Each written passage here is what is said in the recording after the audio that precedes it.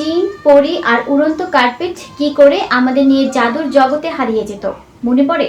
প্রতি শুক্রবার সন্ধ্যায় অধীর আগ্রহে বিটিভির রাত ৮টার সংবাদের জন্য অপেক্ষা করতাম, যাতে নতুন এপিসোডে শাহজাদি গুলাফসান নিত্য নতুন জাদুর দেখা পায়।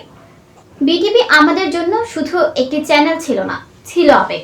শৈশবে যেন বাইরের দুনিয়ার সঙ্গে যুক্ত হওয়ার একমাত্র মাধ্যম ছিল বিটিভি। সকাল শুরু হতো প্রিয় কার্টুনে চোখ রেখে, আর রাত শেষ হতো পছন্দের বিদেশি ড্রামা দেখে। আজকের নতুন প্রজন্ম হয়তো এই একদা জনপ্রিয় চ্যানেলের সঙ্গে নিজেকে খুব একটা মেলাতে পারবে না, কিন্তু আমরা যারা ৯০-এর দশকে বাচ্চা কাচ্চা ছিলাম তাদের জন্য বিটিভি নানান ধরনের অনুষ্ঠান ও নাটক উপহার দিত, যা আজও আমাদের হৃদয়ের মণিকোঠায় বিশেষ স্থান জুড়ে রয়েছে। কোথাও কেউ নেই, বাকের ভাই কিংবা আজ রবিবার নাটকের অদ্ভুত কিন্তু প্রিয় সেই পরিবারের কথা কে ভুলতে পারে। আজও বাকের ভাইয়ের শুরুর দৃশ্যটা মনে করে রোমাঞ্চিত হয় 90s কিডরা।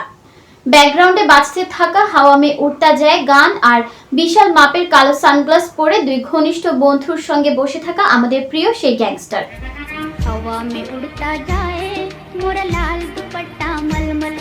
এছাড়া ক্যাপ্টেন প্ল্যানেট, সিনবাদ ও রবিন হুডের রোমাঞ্চকর অভিযানে আমরা মুগ্ধ হতাম। প্রতি রোববার বিকেল ৩:৩০ বিটিভিতে আসতো উডি উডপেকার, যেখানে জ্যানি অ্যান্টিক্স মন ভালো করে দিতে ভুলতো না। এই চ্যানেলে প্রতিদিন গডজিলা, জুমানজি, ক্যাপ্টেন প্ল্যানেট এবং মোগলির মতো আলাদা আলাদা কার্টুন সম্প্রচার করা হতো। এদের সবার সঙ্গে আমাদের কল্পনার ঘোড়াও ছুটে চলত। বিদেশি কার্টুন ছাড়া অবশ্য চিরতরুণ মিনার জন্য আমাদের বিশেষ দুর্বলতা ছিল। আমরা সব সময় চাইতাম আমার মিঠুর মতো একটি কথা বলা পাখি আর মিনার মতো চমৎকার বন্ধু হোক। মুরগি চোর এপিসোডটিতে যখনই মিনা এবং গ্রামবাসীরা চোরকে ধাওয়া করে, তখন আমাদের হাসির বাঁধ ভেঙে যেত। ৯০-এর দশকের বাচ্চাদের প্রায় জেনারেশন এক্স বলা হয়। তাদের অনেকে রবিন হুড আর মেক গাইভারের মতো চরিত্র থেকে অনুপ্রাণিত ছিল। সেই যুগে পছন্দের চরিত্রের ছবি সহ স্টিকার আর পেন্সিল বক্স রাখারও ঝোঁক ছিল। সেই সাথে টেলিভিশনে মিস্টার বিন শুরু হলে সবাই হই হুল্লোড় করে দেখতে বসতাম। আর অবশেষে হানিফ সংকেতের ইত্যাদি তো কোনোভাবে মিস করার সুযোগ নাই। অধীর আগ্রহে আমরা এই অনুষ্ঠানের জন্য অপেক্ষা করতাম।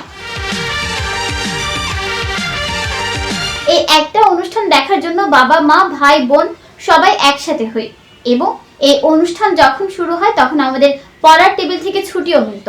সময়ের সঙ্গে বিটিভির সোনালী দিন হয়তো মলিন হয়ে এসেছে, কিন্তু এখনো আমাদের মনের অন্তঃস্থলে এর উপস্থিতি বিরাজমান। শৈশবের এই বিশেষ অংশটির মধ্য দিয়ে বহির্বিশ্বের সঙ্গে আমাদের সম্পর্ক স্থাপনের জন্য আমরা বিটিভির কাছে চিরকৃতজ্ঞ থাকব।